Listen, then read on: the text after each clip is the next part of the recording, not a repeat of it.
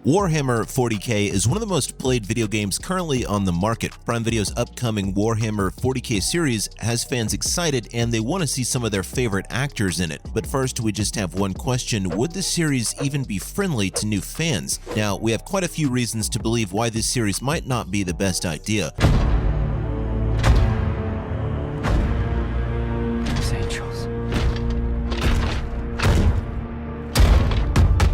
The first and most important one of these reasons is that the game Warhammer 40,000, or more commonly known as Warhammer 40K, is very complex. Even as a game where the focus isn't entirely on the plot is just really complicated for a lot of average people. And turning such a game into a series, not only would that be a tall order, but it would also be insanely difficult to make viewers understand the plot. And even if I assume that devoted fans of the game would probably understand the series just fine, the real trouble starts when it comes to attracting new fans to the series. And as we all know, a series, no matter how well written or how well made, is only as good as the reviews it gets from people. I accept these burdens as the Imperium bleeds. I accept these burdens, knowing no fear.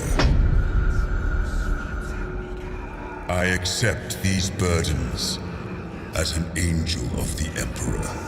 And if people don't understand what's going on, this series would turn out to be a flop. But there is a way that this could be avoided, and I hope that the production crew does what needs to be done to make the series more new fan friendly. One of these things is to make the series less complex compared to the game. The only way this show can be saved from being a flop eventually is if the production can figure out a way to simplify the plot.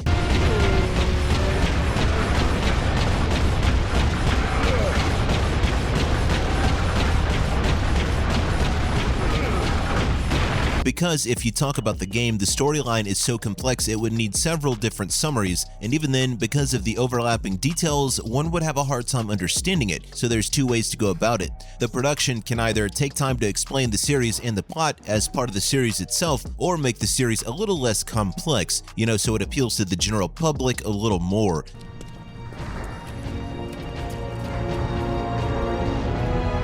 Thank the Emperor.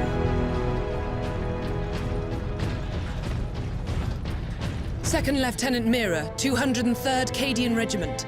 Because see, previously when it was a game, it had a good fan base, but it was just a bunch of people who spent all that time understanding the game. The general audience, though, they won't do that. If the show confuses them, they'll just go to another show. And speaking of the game and how complex it is, I know you non-Warhammer folks have one question: what is it even about? Here's what Warhammer 40K is about. For starters, it's one of the most popular miniature war video games.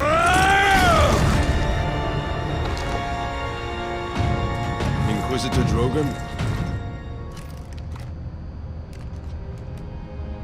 I am Drogon, and you are... You've either already heard of it or you already play it. If you're completely oblivious as to what in the world it is, worry not, because I'm here to explain everything to you. The game is set in the future in the year 40,000, a time when all of humanity has come together under the banner of the Imperium of Man. This banner is led by one powerful entity called the Emperor of Mankind, the last bastion of order in the galaxy. Humans have to face a troublesome and scary future, battling with aliens, demons, and God knows what else. Space Marine! You trying to steal my Titans? Steal my loot? I'll rip your guts right out your throat! Sounds simple? Well, that's because I simplified it a lot for you guys to understand. There's a lot more where that came from. If, like me, the production crew wants to make the lore more friendly, they can try out something else as well. I can manage. Brothers, take him to the Valkyries. I will draw the orcs off and meet you there. Give the power source to the sergeant then, Captain. No, Drogon. The orc chieftain wanted the power source. It would be better if they introduce fewer characters in comparison to the game, only one antagonist faction. I mean, as cool and awesome as it would be to have all the factions from the Warhammer 40K universe represented, that would just overcomplicate things. And as I said earlier in the video, the trick to saving this series from being a flop is to make it a little more simple. Stand fast, Ultramarines. We can handle a few orcs. Space Marine! Was that supposed to hurt?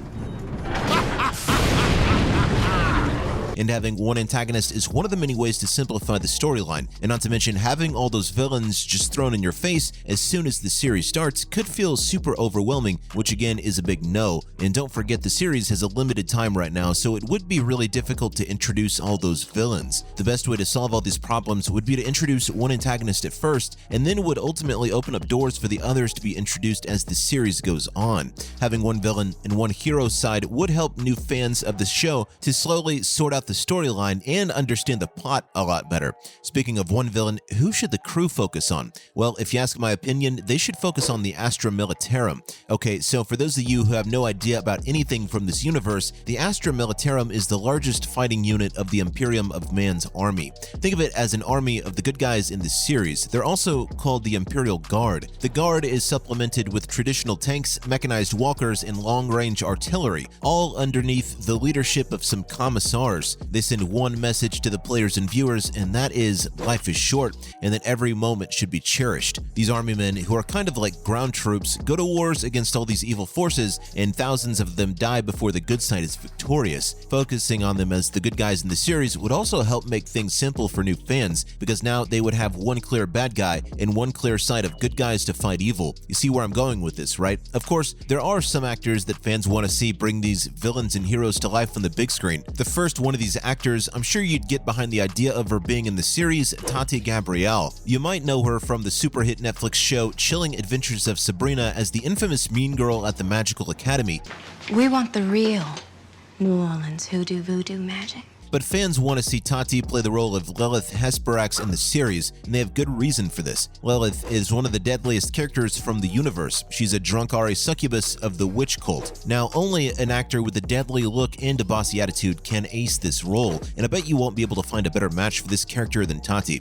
Her role as Prudence in Chilling Adventures of Sabrina proved that she could really embody a dark presence, while playing a positive side as well. And not to mention her deadly looks, she's just perfect for the role. Wouldn't you agree? Of course, Tati won't be alone. There's a certain Brit who fans want to see accompany her on the screen. Who is it? Charlie Dance. Fans want the veteran actor to play the role of Asdrubal Vecht in the upcoming series. Asdrubal is the supreme lord of the Cabal of the Blackheart. He's known for his deviousness in the universe. The character is an ancient evil, so fans think the veteran actor has the right vibe to embody the character perfectly. They have a good reason to say this too. Well, there's the obvious age factor, and other than that, his role in the Netflix show Sandman proved that he can play the role of an evil character in a fantasy narrative. Very well, I might add. And not to mention his iconic role as Tywin Lannister in Game of Thrones. He stole the show as soon as he came on the screen in that one. And that's all about how Prime Video's Warhammer 40K series could be made more new fan friendly, and some actors fans want to see in it.